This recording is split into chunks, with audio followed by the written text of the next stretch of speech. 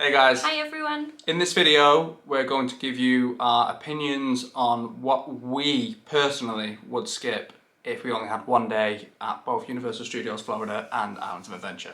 So as you might have guessed, we're big Universal fans from the channel name and also our previous videos, but we do know a lot of people do mainly go to Orlando for Disney holidays. Yeah, and with that in mind, and obviously Walt Disney World is a massive expanse covering several square miles, and they only managed to get 1 or 2 days at Universal Studios. Hopefully this video will be useful to that kind of audience, but hopefully you guys find it useful anyway. And without further ado, let's get started. So the first ride that we would probably skip is the Cat in the Hat ride over at Islands of Adventure in Seuss Landing. Yeah, I mean, we absolutely love the area. It's so brilliantly themed. We enjoy the characters that come out, and we're always on One Fish, Two Fish. We enjoy our Thing 1 and Thing 2 t-shirts, but it's a kid's ride at the end of the day, a bit of a slow-paced one.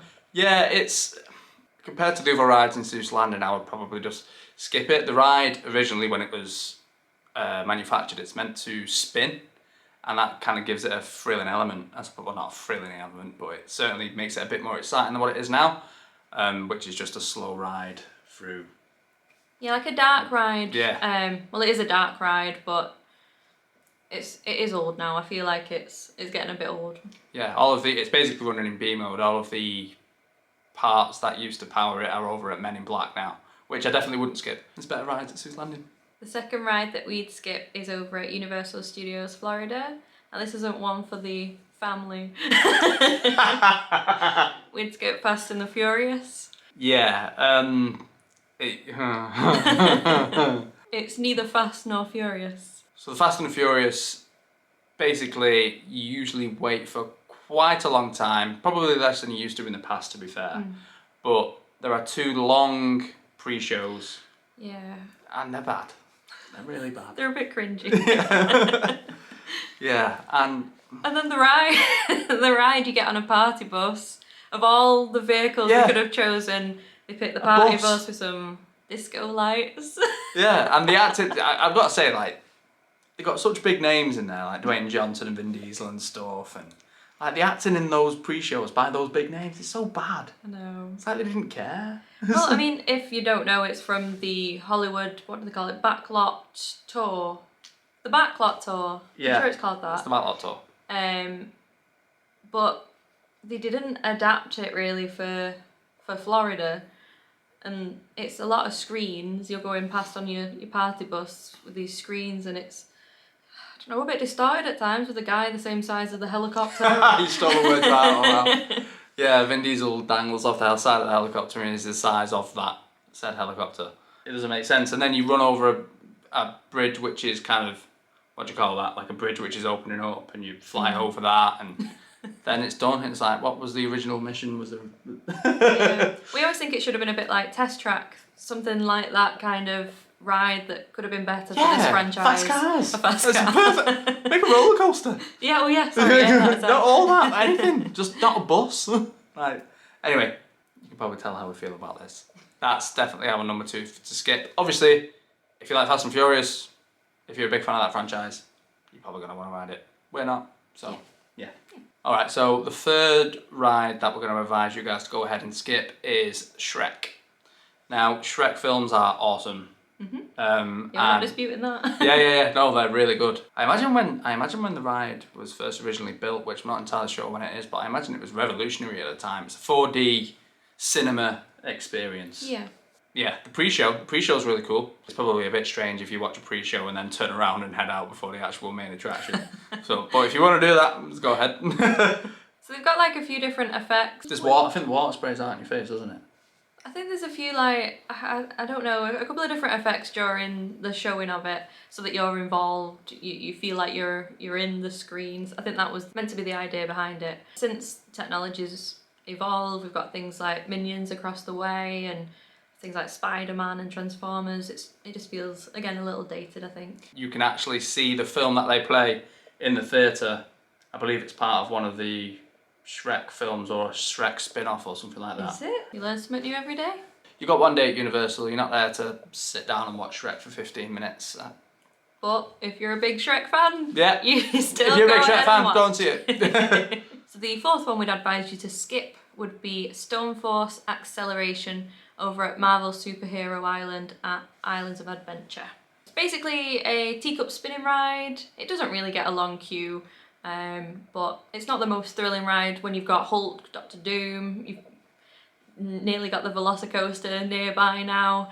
It wouldn't be anywhere near the top of my list. I've been on it once in all the times that I've been. Yeah, and I personally, I'm not a fan of spinning teacup rides anyway, so I've never been on it. And you know, the 5-minute wait time kind of reassures me that I'm not missing too much, you know. Definitely not. Yeah, it's cool. Like if you're a fan of X-Men, I'm sure, you know, why not give it a whirl? As we say, it's always got quite a short wait time, so it's not the end of the world, but it wouldn't be one I'd be running back to again. Yeah, if you're short on time, just run straight past it. And we're going to list off 2 more rides now, but these ones are only ones that you're going to skip if you're the kind of person to suffer quite badly from motion sickness, because they may derail your day.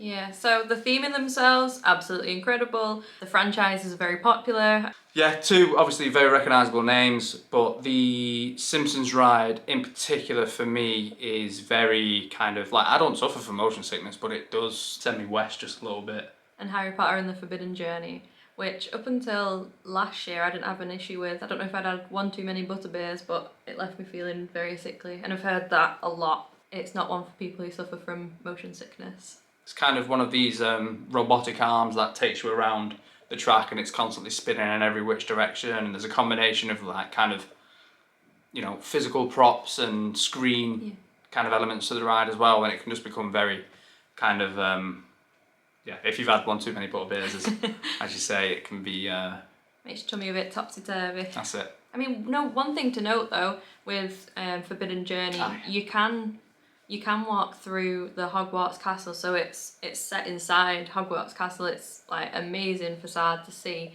and inside there's just so many props and so much detail for you to look at. So even if you think, I don't think I could stomach the ride, if you're a big Harry Potter fan, or even if you're not, it's really very impressive to see what they do have in there. Yeah, and they do allow you to just do a U-turn at the end of the ride as well, and you can just kind of leave out of the exit of the ride. You know what I mean? It's not like you have to walk past everyone else in the queue to get out again, is it? Yeah, so definitely, in my opinion, the most impressively themed queue line of any ride in that I know. There's probably in the world. That we've ever It's been awesome. on. I'd agree.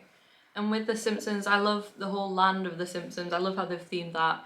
If it's a short wait time and Yeah, it's one of them. Like if you are a bit prone to getting topsy turvy, like it's not so much that it takes up a lot of time. It's that you'd be kind of out of action after the ride's completed, and you might have to, you know, find some AC or sit down for a while. And you've only got a day, so yeah. Probably just advise you give that one a miss. yeah, but if you do chance it, don't have the lard donut beforehand. I think that's what killed me off last time. I made that mistake as well. It's had a full lard donut, which if you don't know, it's basically a donut the size of your head. So yeah, too much sugar like that can probably, you know, have undesired effects. Yeah, definitely.